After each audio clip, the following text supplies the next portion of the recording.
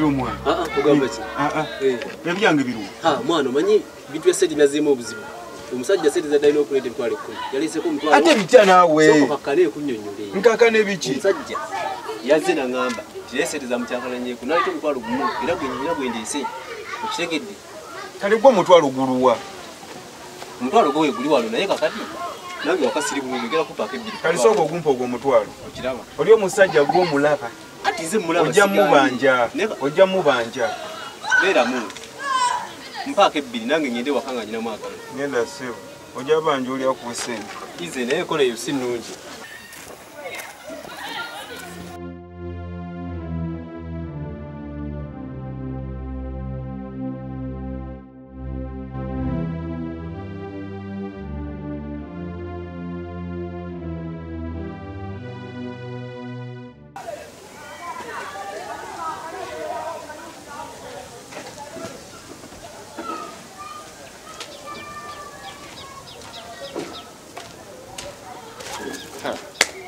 Omuyayo naneerabiza.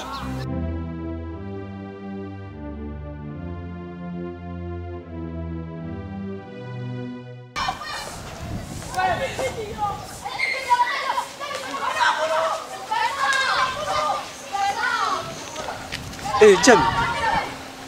Ugamba otya? Jendi. Bali kupitako nga atamanyi. Wae, mbale nange maitonda. Obuze. Nze mbera. Akanyiriro. Noli smart. Cheka wa cross street. Che shiriwo naye. Tewali. Wewe wakabiri wakakoleddewa. Wae. Kanyindo ka kiraro. Chentesa. Lero nkutaleko ayo. Ya. Okay, katika soke ngende waka. Wevayo ngenda kukubirako. Try. Atugana kula nikubaye. Bye.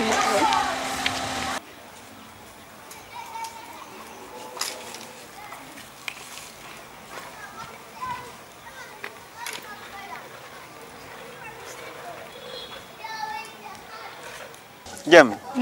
Ki? Tewali. Bakuweyo kyonyo. Katayo omutwalo. Nayanzisa.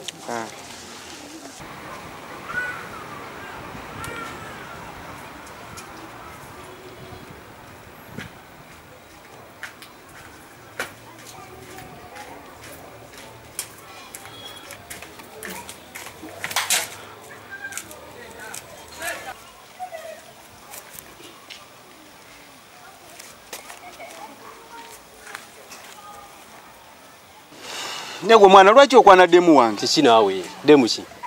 Demu wange notuka nomukwata kabina nomukwata ne kunviri. Mwana lekera okunkwata mufumbo toida mukazi wo. Mukazi mufumbo sagwa matine yonsolo yange. Watandika dde kwana bakazi bakapalo. Zinga tobingambanga. Sabi kugamba. Idi. Mwana lekera okunkwata mu. Ndi iba wange sebo. Owulidde. Saka utandike kugirango njogeranga bunyaga. Ne iba uko kwata ku kinsuti. Ngokwata kunviri. Nomwetegeza nkulabe ngomwetegeza nawe.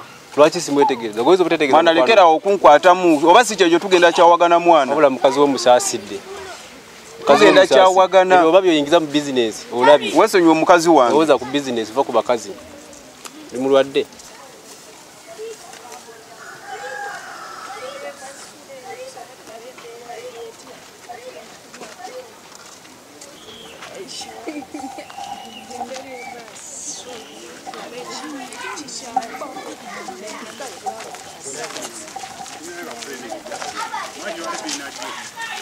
Chimwana basi. Mwana mutwalerie bisikati bya mmwe. Chimwana obadde kinawe.